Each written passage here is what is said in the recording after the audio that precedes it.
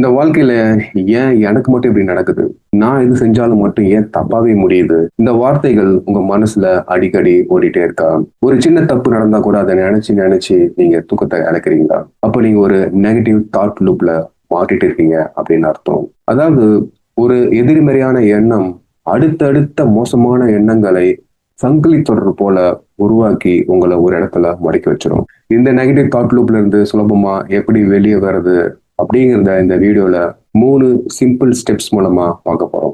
வீடியோக்குள்ள போறதுக்கு முன்னாடி நீங்க இந்த சேனலுக்கு புதுசா இருந்தீங்கன்னா, என்னுடைய பேர் சிவக்கண்ணன். நான் ஒரு உளவியல் ஆலோசகர்.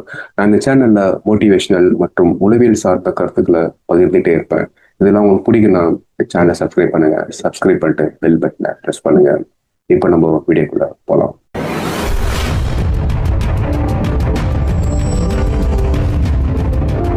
இந்த நெகட்டிவ் தாட் லூப்ல இருந்து வெளியே வருது எப்படி அப்படின்னு பாக்குறதுக்கு முன்னாடி, நெகட்டிவ் தாட் லூப் அப்படின்னா என்ன அப்படிங்கிறத ஒரு சிம்பிள் ஸ்டோரி மூலமா உங்களுக்கு விளக்க விரும்புறேன். ஃபார் எக்ஸாம்பிள், ஒரு ஊர்ல ரகு, ரவி 2 பேர் இருக்காங்க.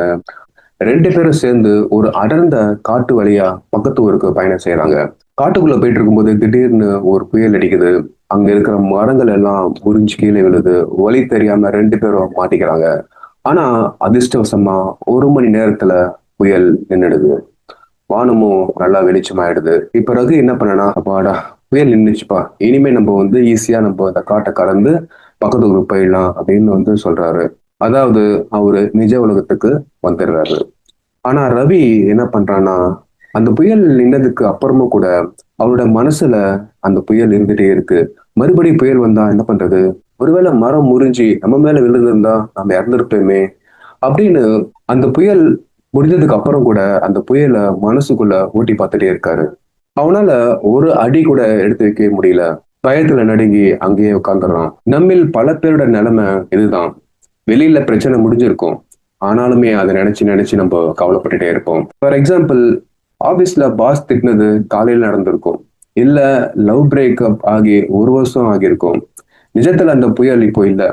ஆனா நம்ம மனசுக்குள்ள அந்த புயலை திரும்ப திரும்ப ஓட்டி ஒரு நெகட்டிவ் தாட் லூப்குள்ள நம்ம மாட்டிக்கிறோம்.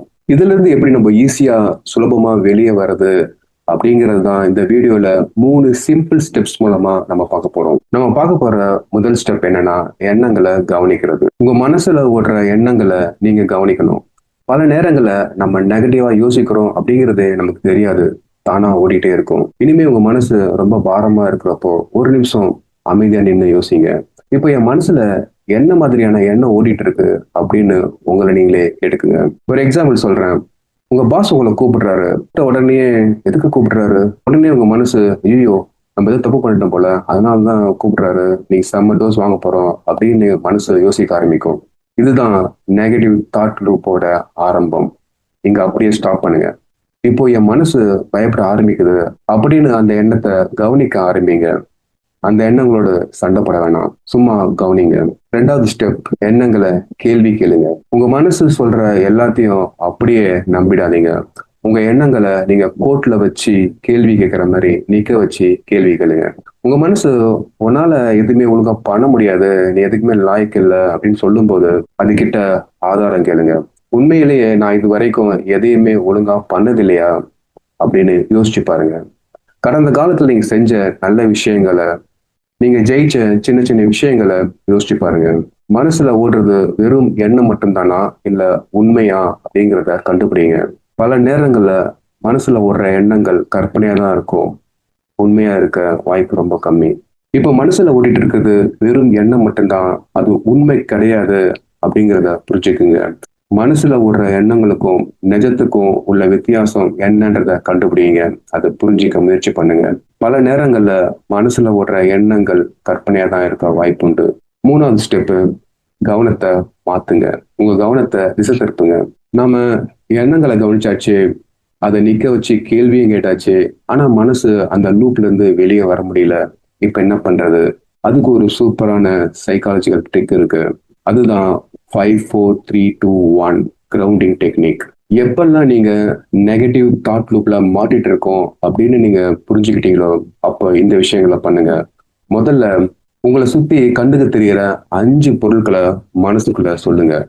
உதாரணமா, நாற்காலி, டேபிள், ஃபேன், இந்த மாதிரி பொருளா இருக்கலாம். அடுத்து உங்களால தொட முடியிற தூரத்துல இருக்கிற 4 பொருட்களை தொடுங்க.